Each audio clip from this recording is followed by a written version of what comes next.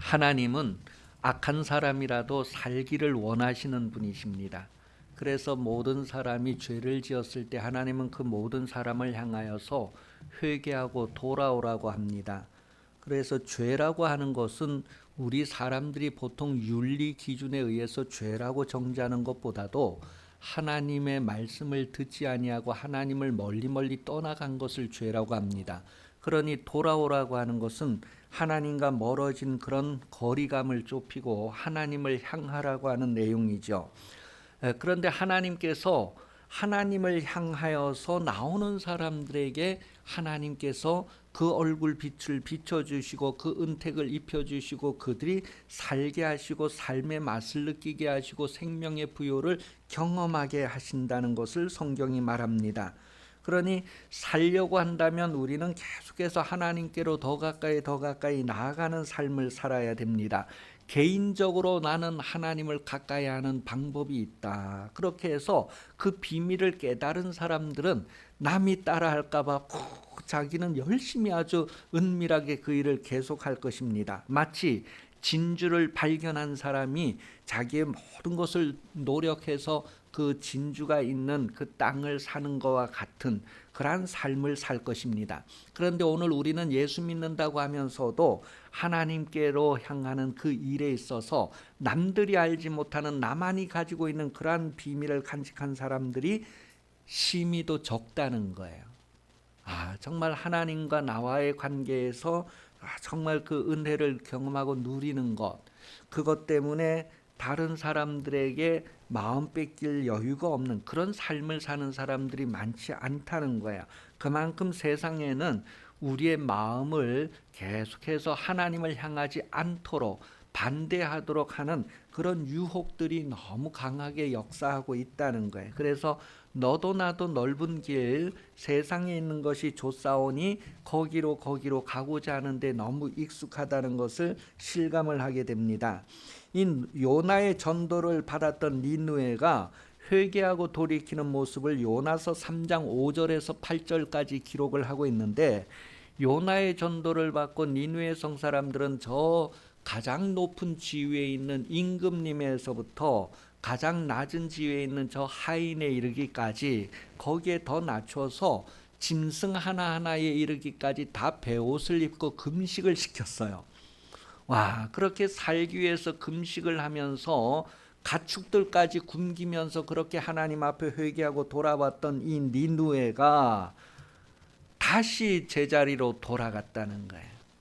그래서 베드로후서 2장 22절에 보면 속담을 하나 소개하고 있는데, 참된 속담에 이르기를 개가 그 토하였던 것에 돌아가고 돼지가 씻었다가 더러운 구덩이에 도로 누웠다 하는 말이 그들에게 응하였도다. 여러분, 예수 믿으십니까? 여러분이 전에는 예수 안 믿었었어요. 다시 말하면 하나님을 등지고 하나님을 멀리하는 삶을 살았었단 말이에요. 그때는 하나님으로부터 자유해서 여러분이 세상을 향하여 마음대로 역사할 수 있었는데, 이제 거기에서 돌아와서 하나님을 믿는다고 하고 있어요. 그런데 하나님을 믿는다는 것이 여러분의 생애가 다 가도록 해야 되는데, 여러분의 생애가 다 가기도 전에 다시 하나님을 등지고 멀어진다면 마치 돼지가 목욕했다가 다시 돼지우리에 들어가서 눕는 것과 같다, 그렇게 표현을 하는 내용이 이루어지는 것이죠. 본래 니느웨 성에 살고 있던 사람들이 12만 명 정도 된다고 했어요. 그 12만 명이 왕이 감동되어서 한번 확 회개했다가 또 왕이 타락을 하니까 다시 또 확 타락을 하고, 얼마나 12만 명이 아까운가요. 그런데 오늘 이 시대에는 12만 명보다 더 많은 사람들이 예수 믿는다고 하는 모양을 다 가졌다가 끝까지 가지 못하고 도로 다시 세상을 향하는, 그래 지금 통계를 보면 우리나라의 젊은이들 가운데 예수 믿는 사람이 10분의 1로 줄었다고 합니다. 10분의 1. 본래 이제 그 나라 인구 비율에서 5%만 예수 믿는다고 했을 때는 미전도 종족이라고 한답니다. 그러니까 전도가 이루어지지 않은 종족이다. 그 우리나라의 젊은이들이 예수 믿는 비율이 10분의 1밖에 안 된다는 게 지금. 그 이제 조금만 더 내려가면 미전도 종족. 그래서 다른데 뭐 선교하고 전도 갈 게 아니라 우리나라 젊은이들에게 전도해야 될, 복음을 전해야 될 대상자로 그렇게 비율이 떨어진다는 거예요. 그러니까 이런 비율이 한 10년 차에 그렇게 떨어졌다는 거예요. 그러니까 여러분, 교회마다 젊은이들이 다 없어지고 아이들이 없어지는 그런 시대에 우리가 우리의 신앙을 위해서도 눈물 흘려 기도해야 되지만 우리 자녀들 시대를 위해서도 눈물 흘려서 기도해야 된다는 것을 누가복음 23장을 통하여 말씀할 때에 그런 말씀이 지금 우리 시대에 이루어지는 말씀이구나 하는 것을 실감하면서 더욱 하나님을 찾게 될 수밖에 없는 현실임을 깨닫게 됩니다. 이 나훔서는 회개하지 않은 니느웨를 우리에게 말하면서 그 결국이 어떻게 되는가, 그 끝이 어떻게 되는가를 보여주게 됩니다. 우리 한번 옆 사람에게 회개했습니까? 라고 질문을 하고 답변을 들어보시기 바랍니다. 회개했습니까? 시작.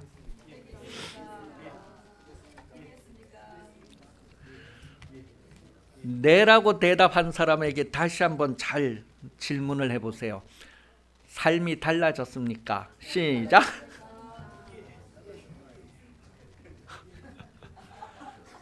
내가 교회 다니기 전하고 교회 다닌 후에 뭐가 달라진 게 없으면 아직 내가 회개 안 한 거고 예수 안 믿는 겁니다. 말로는 예수 믿는 거지만 달라진 게 없는 거예요. 그런데 우리는 그 달라진 게 없는 게 정상이고 신앙생활 잘하고 있는 거로 착각을 할 수가 있어요.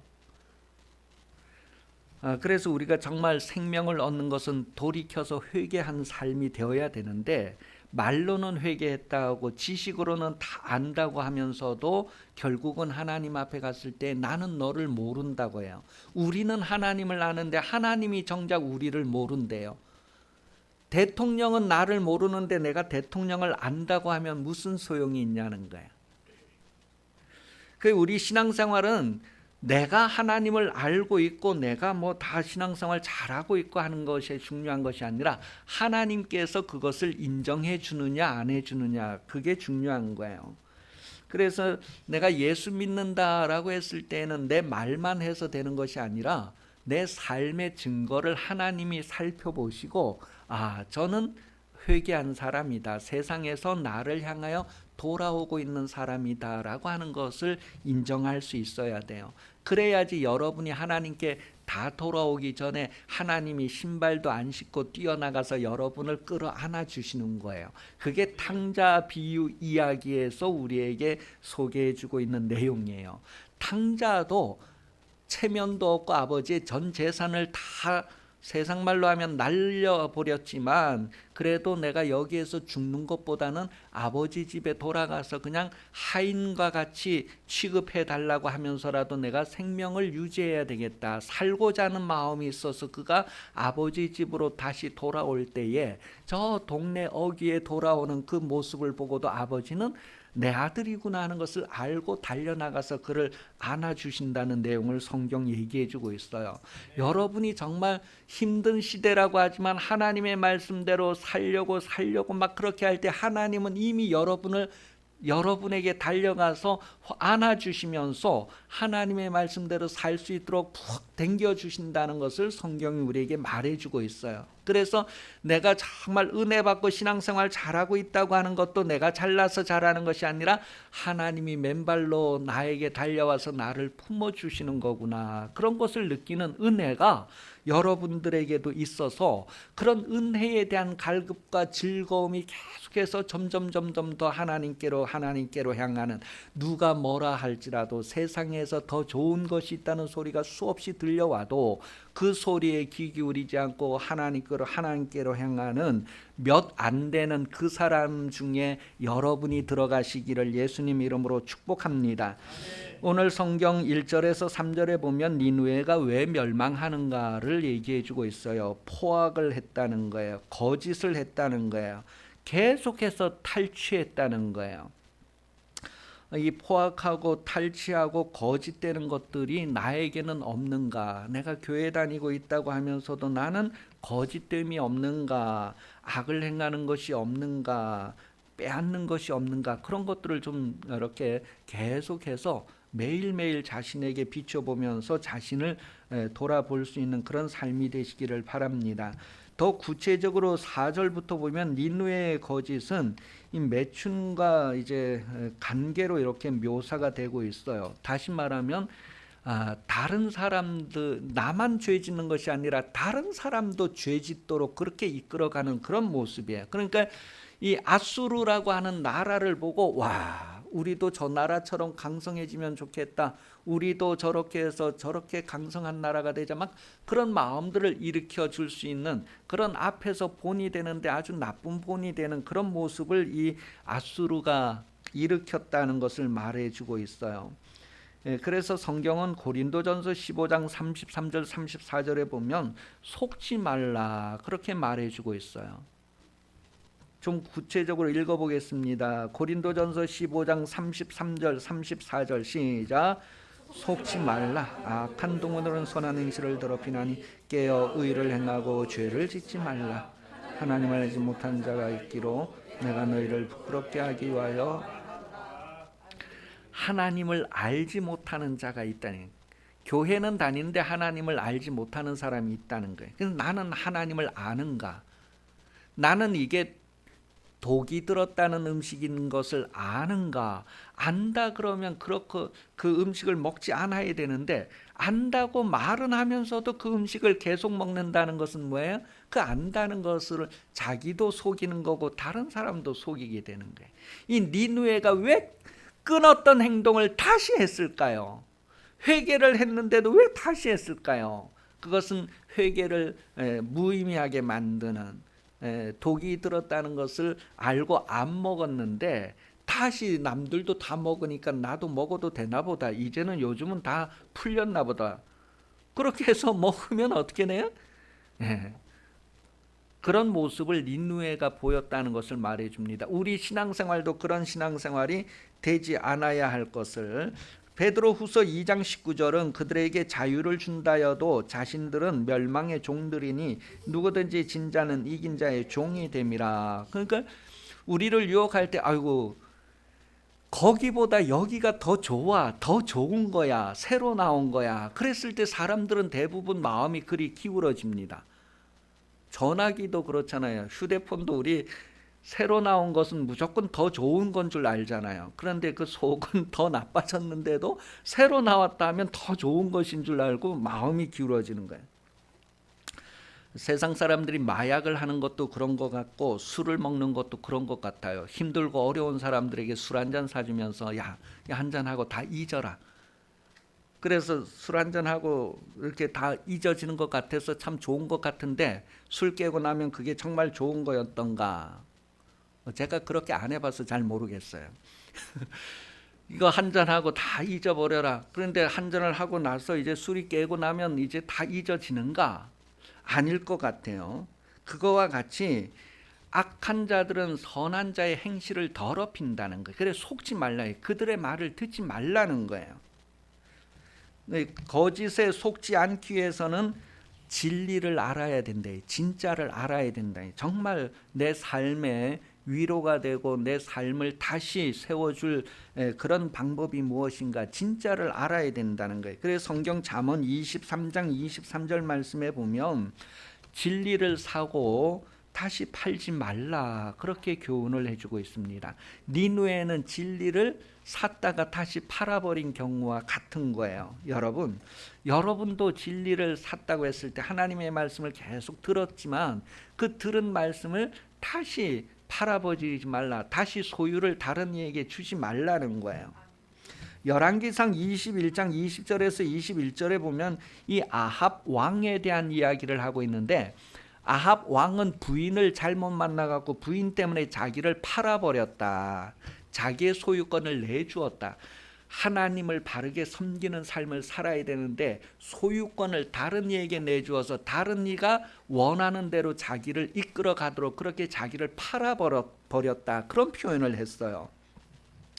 그러니 여러분 삶 속에서 자신을 누구에게 내어주고 팔아버리지 말고 하나님의 말씀대로 살아야 할 존재이라는 걸, 하나님의 말씀대로 살 때 나의 가치가 평가된다는 것을 정말 새롭게 하면서 하나님의 말씀대로 여러분들의 가치를 새롭게 만들어가야 할 것을 성경은 계속해서 말하고 있습니다. 열왕기하 17장 13절에서 23절에 보면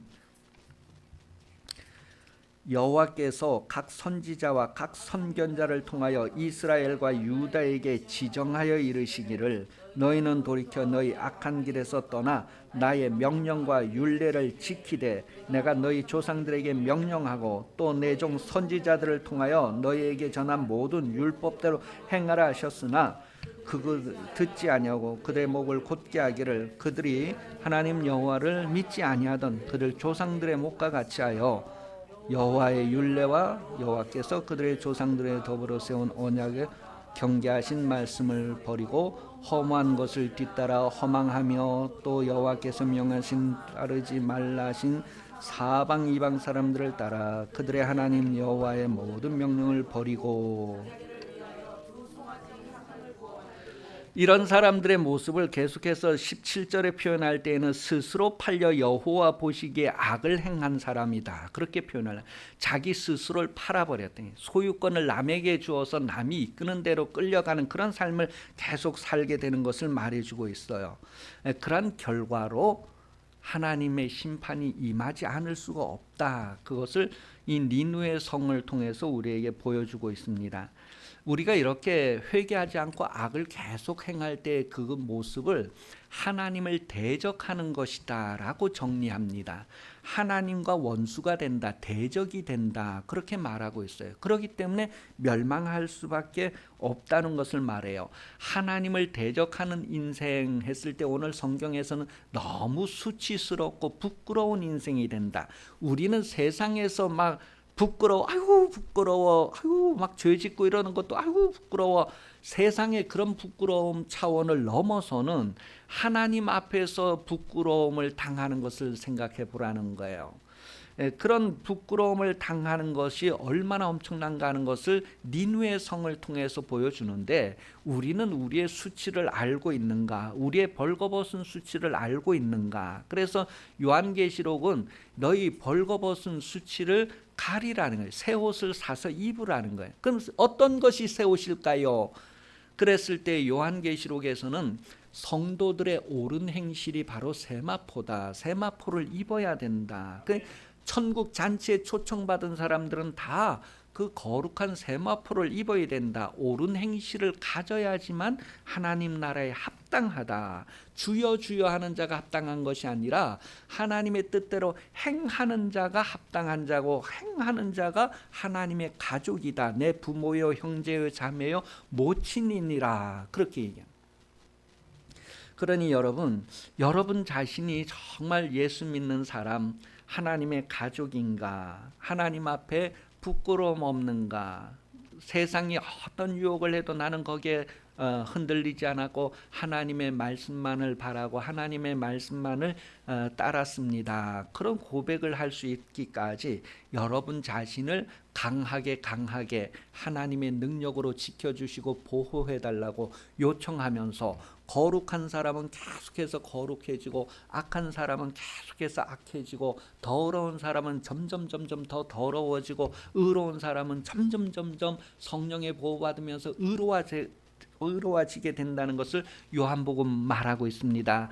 하나님이 예수님을 다시 세상에 보내실 때가 가까웠다, 그렇게 말을 하고 있습니다. 이렇게 회개하지 않는 니느웨의 모습을 다시 비교를 해주는데 애굽을 비교해주고 있어요. 애굽이 그렇게 막 강성하다가 막 쫄딱 망한 것처럼 이 니느웨 아수르도 막 이렇게 강성해도 다 그렇게 망할 수밖에 없다고 하는 것을 애굽을 통해서 비교해 주는 내용이 오늘 본문에 계속 나오고 있어요. 그리고 마무리하는 단계에서 아수르의 왕이 이제 그 나라의 모든 지도자들을 불러봐라. 그들이 다 잠들어 있고 그들이 다 누워 있고 뭐 그런 상태로서 그 백성들을 불러 모아서 보호하고 그럴 능력이 전혀 없는 상태가 되었다라는 것을 말해주고 있어요. 이렇게 니느웨가 멸망해 가는 것을 그 주변에서 이렇게 바라보고 박수를 친다는 거.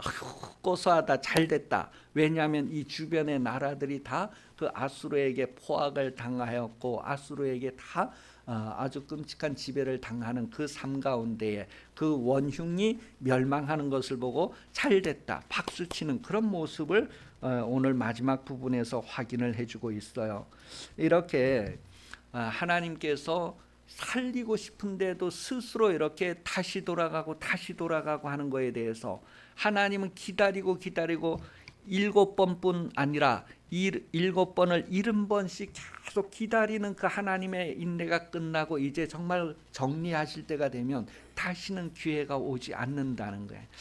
우리나라도 그렇고 우리 개인적으로도 그렇고 다시 한번 우리 기독교가 정말 이 나라에 이렇게 부흥이 일어나기를 누군가가 기도하고 누군가가 부르짖어서 하나님께서 마지막 때에 다시 한번 우리 민족을 크게 세우시고 온 세상에 정말 빛을 발하는 그런 민족으로 세우시고 마지막 추수 때가 된 후에 다시 하나님이 우리를 구원하실 날이 올 거예요. 그때를 여러분들이 기대하면서 지금 이때라도 정말 나는 무릎 꿇어야 되겠다, 나는 하나님이 개입해 주시기를 기도해야 되겠다, 그런 마음으로 하나님의 사람으로 하나님의 상속자로 쓰임받는 삶을 살 수 있기를 예수님 이름으로 축복합니다. 성령께서 여러분을 도우시고 인도하실 것입니다. 기도하겠습니다. 하나님 아버지, 우리가 거울을 보면서 우리의 모양을 다듬는 것처럼 성경 말씀을 보면서 우리 자신을 날마다 새롭게 하는 삶을 살게 하시고 성령께 구하는 삶을 살게 하여 주옵소서. 하나님의 말씀으로 우리를 깨끗게 하고 성령의 새롭게 하심으로 날마다 새로움을 유지해가는 성도들이 다 되게 하여 주옵소서. 다시 오시는 예수 그리스도 은혜 베풀어 주시며 하나님 아버지 사랑하심과 성령의 교통하심이 주일 오후 예배 참석하여 머리 숙인 성도들 위해 영원토록 함께 하시기를 간절히 축원하옵나이다. 아멘.